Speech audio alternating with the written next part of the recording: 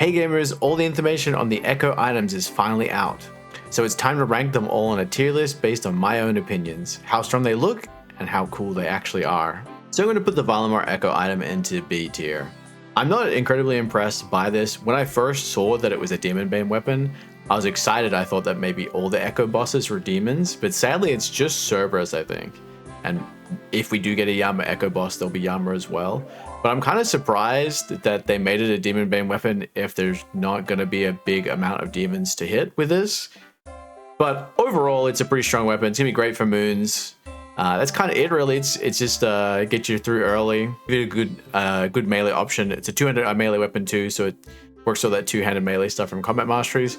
But yeah, just B tier. It's good, but nothing crazy.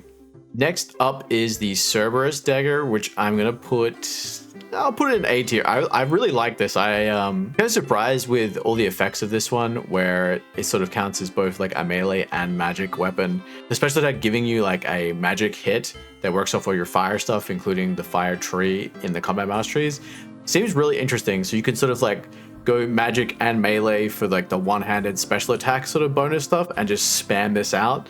It seems like a really cool build I'm kind of interested in trying.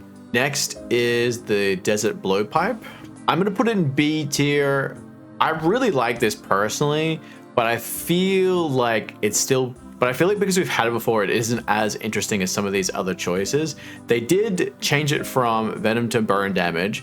And the big thing to remember is this leagues, there isn't like 100% accuracy or range. So the reroll mechanic on this is a lot better. Plus, they said it does work with the throwable, hitting multiple targets combat mastery. So you can, for multi-combat slayer, this does seem like a pretty good option to just like multi-hit and burn all the enemies around you. But overall, it's still kind of like middling for me. There's no real reason to go for it on its own. There's a lot of other range choices, which I think are newer and more fun if you want new tools. And there's also obviously stronger range options if you really want those as well. Next up, we have the Frennic Slayer Helm. I don't want to put this in A. For me, this is a very uninteresting item because it's not like a weapon, but the effects are very interesting. So it's a best in slot helmet for leagues, they said. And it works as an imbued Slayer Helm as well. So if you don't pick up Moritania or the Slayer Relic, it is another way to get that Slayer effect. And I think they said it works on Echo bosses as well. Don't quote me, I think they said that as well. But the actual ability of blocking damage, even though boring, is good. But the added effect of when that trigger is giving you the ability for a free special attack sounds awesome. And I think it's going to add like another element to like a special attack build where you can just like spam the hell out of everything. And like this combined with the other one that's like a 25% chance to not use your special attack, you should just be able to just spam. If they make the last tier 8 relic based on special attacks as well, there's probably going to be some insane build where you just hit that button all the time, non-stop, just special attack. It could be really cool. Surprisingly, Kandarin, S tier, absolutely S tier. They have worked so hard to fix this one. So when they said they were going to get 2 drops from Kandarin, I was kind of like, okay, it was bad last time, so it makes sense you make it a little bit better. But the fact that it's a twin flame staff combined with like a base 30% weakness applier, no matter if they have weakness or not, and still including the double weakness if they already have weakness. This thing is actually cracked. It casts all the way up to Wrathrunes, I said as well, so you'll be able to surge with this one, which you can't normally do with the regular twin flame stuff. This is so goated. Kandarin really got a lot better out of nowhere. I think realistically, if you want to go mage and main mage, you have 2 options really. Kandarin if you want main hand offhand. If you want a two-handed staff, I think you're going to run 1 because that also looks really good as well. Next up, we've got the Hespori from Karand. Yeah, I'm definitely putting this one in B. I just read it again. So this can't overheal you through relic abilities, and the echo hits can't trigger the healing ability as well. I'm a little confused about this one. I feel like Karand is always getting like some weird echo item which is like fine but never like broken in any sort of way.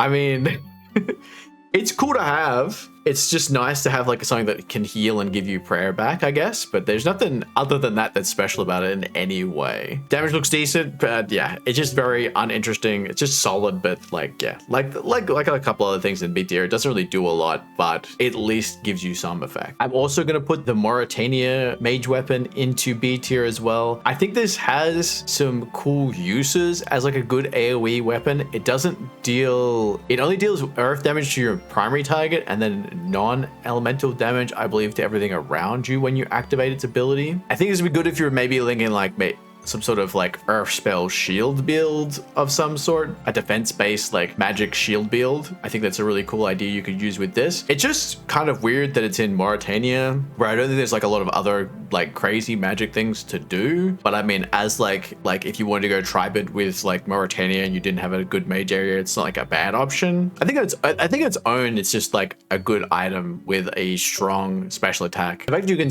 almost spam it too, because it's like it holds 14 charges. It's 5 for a charge, so if you use it twice, maybe get a third one, you can use it 3 times in a quick succession, which is pretty cool. I mean, I'm very interested to see what people do with this one, honestly, but I just don't think it's like incredibly powerful. Just like a good overall weapon. But yeah, I really want to see what it does. It feels like one of those things where like with the thorn stuff, with all the other stuff going on, that maybe someone finds a really easy way of breaking this. We'll have to see. Next up, we have the Crystal Blessing, which I'm also going to put an S. Crystal Blessing is just really good overall. The fact that it gives you like a prayer bonus and it affects powered staves now as well as melee. You can go like a really interesting tribid, sort of like crystal armor plus range, melee, and magic now options. I think this really opens a lot for this area and makes it much stronger than it might seem. I guess the only downside is that you're always using the crystal armor then, so it's a little less interesting. I think because it will be a lot easier to farm because the Echo Hunlift, it will make it pretty good. Relatively easy to obtain endgame armor and weapons. It just feels very strong for very little. Just the fact that you could have like one item basically power up 3 entire styles with mostly items you'll get from the one area makes it like a very good choice. Last but not least is the KBD Crossbow, which I'll put in A tier, honestly. This one sounds very fun. I wouldn't say crazy good, but fun. Obviously crossbow meaning you get the crossbow combat mastery stuff, but they also said it's affected by the watering mastery stuff in the combat masteries as well, so you can heal from this. I don't know if that means you have to get the ice element to make into water as well to gain the healing effect, but they did say on the official video that you can use that to heal either way. Interested to see how it works. But yeah, just the fact that it's like a 2-hitting crossbow, all the crossbow stuff is like extra accuracy, extra damage. Feels like it could be very, very strong. Problem is you have to go to the wilderness to get it, but other than that, it seems very good. I also just love the flavor as well. I think that like the 2-headed dragon crossbow is just such a cool looking weapon. Now that we've ranked them all, my thoughts overall, firstly, I 100% believe that there will be a Yama Echo boss and that there will be one more Echo item. I'm excited to see what that might be, if there is one. Crazy if there isn't. I think that like overall, some of these are very, very cool, and I love the design of a couple of them especially. But with that caveat, I feel like some of these really missed the mark, and overall, I feel like the Echo bosses, like being the same bosses as last league, is a little disappointing. I won't lie. The fact that they could have just made them all demons would have definitely helped me at least, you know, a little bit more in accepting that they were the same bosses as last league, because then it's like the demon bane effect works on all of them, and then they could be more demon inspired. They could have added a lot more flavor to each item as well. It just seems really weird that they didn't go down that route when the rest of the flavor of leagues is so good. I want to point that out. This is not me just like saying that the leagues is not going to be good, or, you know, that they didn't put enough effort in. It just feels like it's off the mark weirdly, whereas like the rest of the leagues is like so thematical, and they put a lot of work into the pack system. I understand that. So it feels like maybe they didn't have as much time to do this, but it's so strange considering some of them are just like, wow, they're perfect, amazing choices. And some of them are just mid.